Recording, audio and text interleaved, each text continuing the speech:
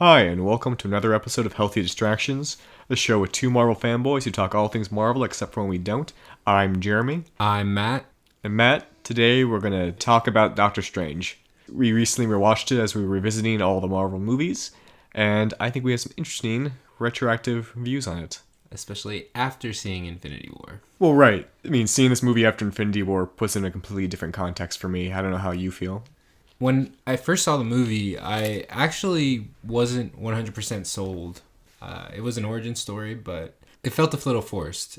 It's similar to Black Panther, but Black Panther succeeded where Doctor Strange failed. Black Panther introduced this new world. Wakanda introduced all the ideology, the backstory of the Black Panther without losing what makes it a really good Marvel movie.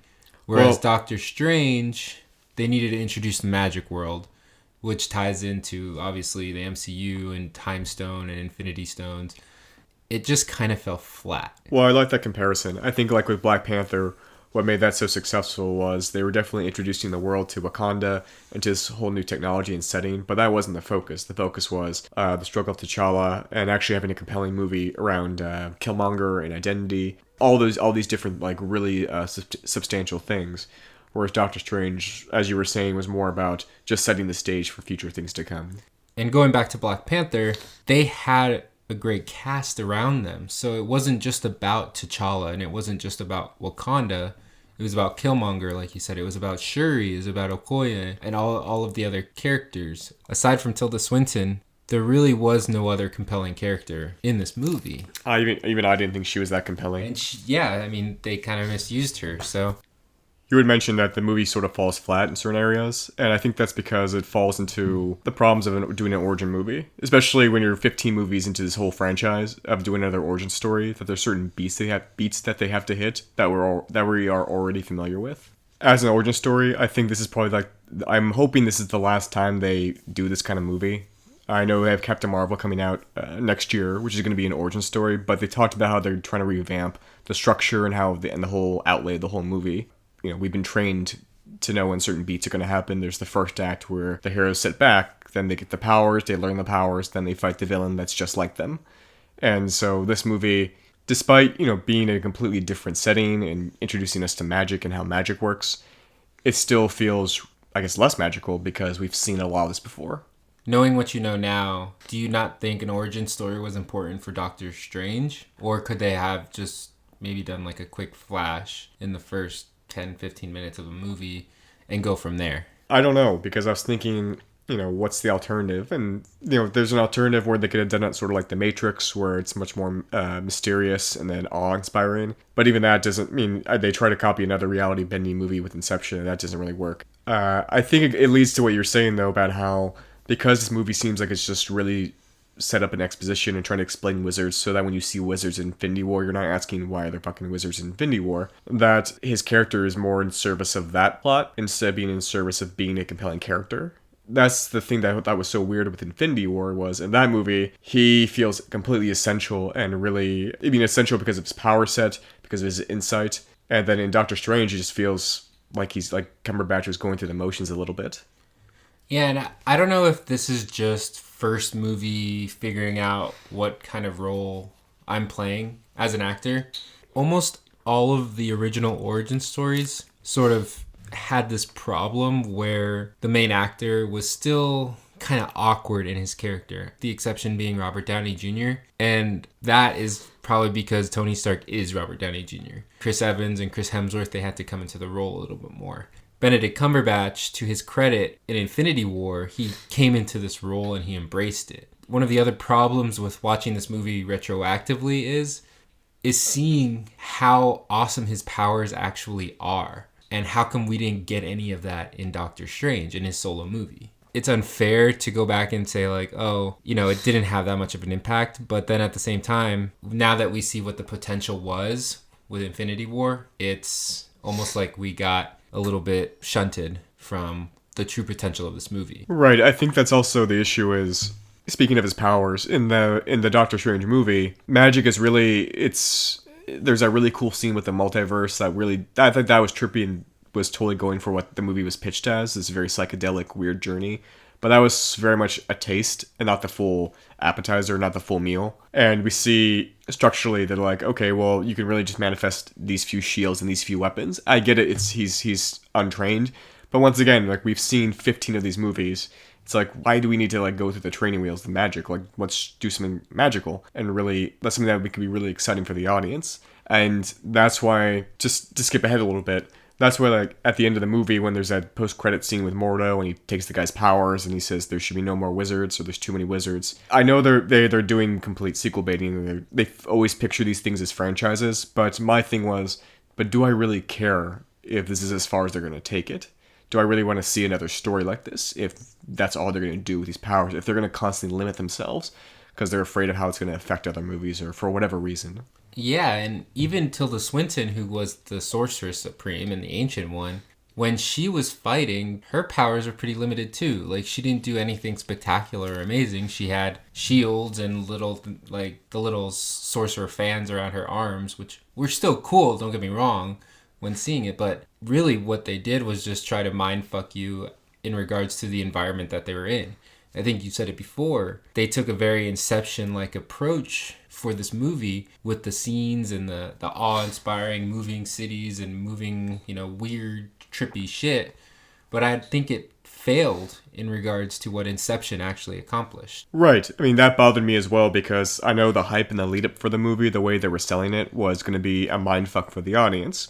Like, you haven't seen anything like this before. Unfortunately, we had, talking about what we talked about with the origin stuff. I think with the Inception comparison, the reason I want to dwell on that really quick was because, as you mentioned with Tilda Swinton with the Ancient One, when she's folding cities and you see that effect, it's weird because seeing it on a massive scale, to me, was not numbing, but I just didn't affect me as much as the filmmakers wanted it to affect the audience. Whereas with Inception, they were using real sets and it was limited, and that movie very much is like a Rube Goldberg machine where it's everything, the pieces are constantly moving and it's constantly like you have to keep up with the movie. And because you can't slow down, you can't sort of realize how absurd the whole thing is. And it works. I mean, the hallway scene in Inception still gets me to this day. Oh, yeah. And, in Doctor Strange, they, on a surface level, they upped that to 11 by the folding cities where they're being chased by Caecilius and they jump in the building and he punches the building. Like, all that crazy stuff and like those crazy visuals. But I mean, I'm sort of taking out the movie, just saying like, okay, it's just actors on a CGI set,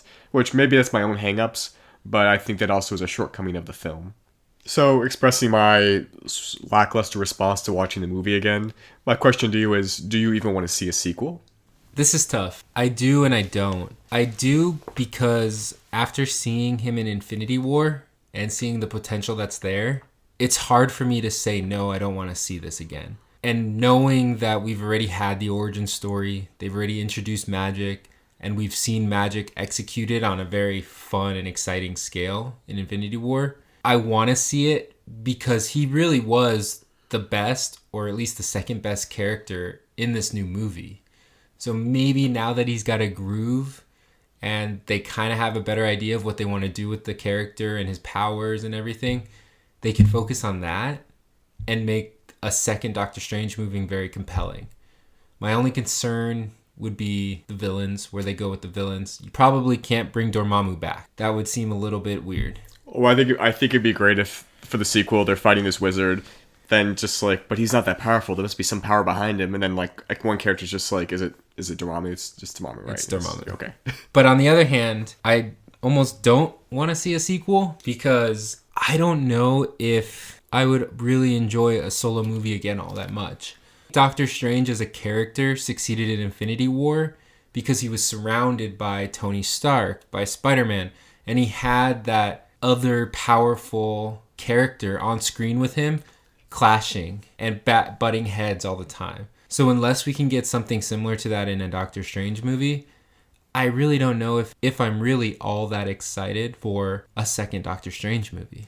Right, and I think we're actually in a similar situation with Thor, where after The Dark World and then his subsequent follow-ups in the Avengers movies, I mean, I didn't need another Thor movie, just because, and I think even Chris Hemsworth agreed, like, there's nowhere else to go with this character, and then they brought in Taika Waititi, and the rest is history. So then my other question would be, are they due for a Ragnorak-style reboot, where they trim all the fat, get rid of everything dull from the first movie, and then just sort of focus on making this very mystical and colorful film? For example, in the first Doctor Strange movie, I mentioned there's the multiverse scene, which I think is still really like a very effective scene. Like that to me was pushing visual effects, especially seeing it on the big screen, in a really strong direction. I was mystified by that. I gotta stop saying the word mystified. Every time I say it, I'll put $1 in the jar or something. But basically, if they did a sequel, I'd want that to be the sequel, where he's in the multiverse trying to save the multiverse, and he's encountering weird, strange settings. Pun intended. God damn it. Well, and to that point, not to cut you off, it would actually make sense for him to go through the multiverse and see the other universes to maybe figure out what other threats are out there. And that could be the focus of a new movie. Right, this actually just came to me, but thoughts for a sequel is you could basically do Infinity War on a smaller scale, where Mordo, at the end of Doctor Strange, he said no more wizards, or this power is being abused. So he finds out in one of the books in the library that there's a world where you can do a spell, you have to get like a magical orb to wipe out the wizards or take away the power. And Strange has to stop it. So it's like a chase movie through the multi-dimension, or the multi-world. I don't know what the emotional through line would be for that character still, but at least as a premise, that could work. That brings in another question. Is Benedict Cumberbatch expendable? Do you move forward with a different actor? Do you put Doctor Strange on hold for a little while? For Cumberbatch, I'm actually going to come back. I'm gonna do a flip-flop within the episode, because I think it sounded like I was being harsh on him. I think the first movie just doesn't service his talents very well. As we saw in Infinity War, he can shine when he wants to shine. Oh, yeah. Cumberbatch is a bona fide movie star. He has the charisma, he has the talent, and the persona, and the nuance. So he can do emotional, he can do sarcastic. Even though his sarcastic persona in the first Doctor Strange was a little too forced, they're definitely leaning on another goatee douchebag like Tony Stark, who gets humbled. I think it goes to what you were saying about, it's really about letting him freestyle as an actor, surrounded by other actors of equal caliber who can like feed off that chemistry. I'm going to keep leaning on the Ragnarok comparison, because they're like, well, what if it was the Hulk? The Hulk and Thor have to team up in this strange setting. And that banter between those two characters was so fun and so kinetic and so memorable. And they had a really great rapport with each other. There was conflict and then resolution. And even when he was turned back into Bruce Banner, it was I was compelled by what was going on screen. So if they could solve that for the sequel, I think they'd be in good footing. I think that's fair. And I do, like I said, I mean, he was great in Infinity War, so I definitely don't necessarily want to just throw him under the bus and get rid of him right away. With you bringing up Hulk, is there another Marvel character that they could possibly bring into the Doctor Strange movie? Would you bring in Ant-Man, since he has access to other verses? Can I throw you a curveball? Yeah. How about Silver Surfer? That would be awesome. If they can actually seal a deal with 20th Century, though. Let's just go on the assumption that if they really want a character, they could get the character. Okay. And having that, he's such a weird, it's similar to the Hulk, where it'll be a fully CGI realized character, but the personality, it'd be a huge challenge, and I think it'd be a challenge that they're up for. And watching this character, like, who has the power cosmic, who's seen, the destruction and the rebirth of the universe, who's sort of like also sort of not blasé, because that's not his personality, but has that sort of cosmic wisdom with Strange, maybe challenging him and his own perceptions and sense of self in a new way.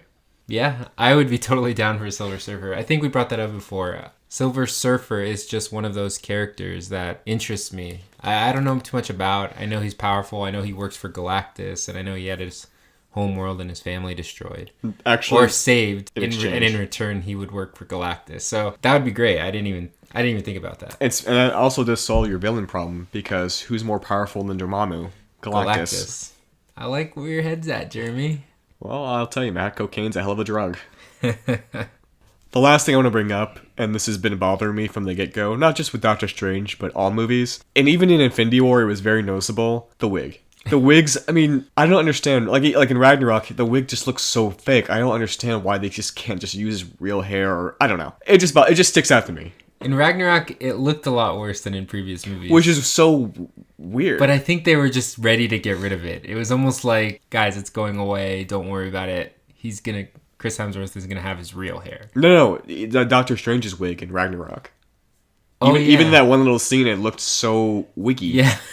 And it just is such a distraction. I will say I've been very negative about this movie, which is weird, because afterwards, I liked it. I mean, it was better than most of the Phase 1 origin story movies that we saw from Marvel. So I do want to end on a positive note, and the thing that this movie does stand out for me more than the other Marvel movies is the final third act. And I think this was talked about when it first came out, how it felt revolutionary, the fact that the third act was about putting his city back together, and he actually outwits the bad guy. And so there's that really good potential there for future sequels of playing with those ideas. Of like, how do we sort of break conventions instead of having it come down to him fighting another magical being with fisticuffs or whatever. I was actually going to end on the same positive note. This was a very unique and cool way to end this movie.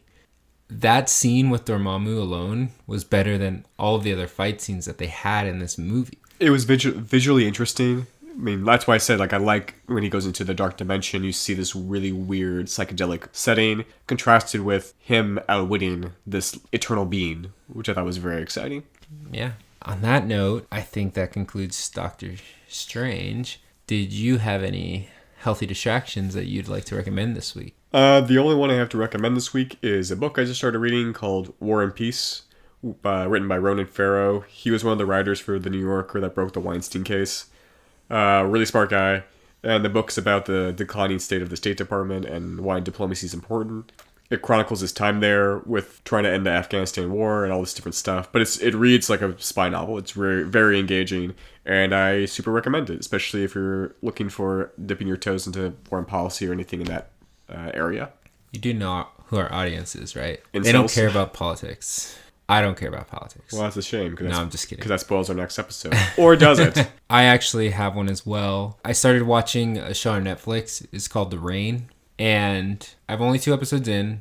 It's a pretty post-apocalyptic tale. There's a virus that's killing people, comes down in the rain, and... got it. Yeah. They have to figure out why is this happening, and they're trying to survive. In these first 2 episodes, they're just trying to get out of the bunker, trying to survive, stuff like that. So yeah, so far so good. The dubbing is a little meh, but I like it. I'm interested in to keep going. So yeah, it hooked your attention. Got my attention so far. We'll see what happens after the next few episodes.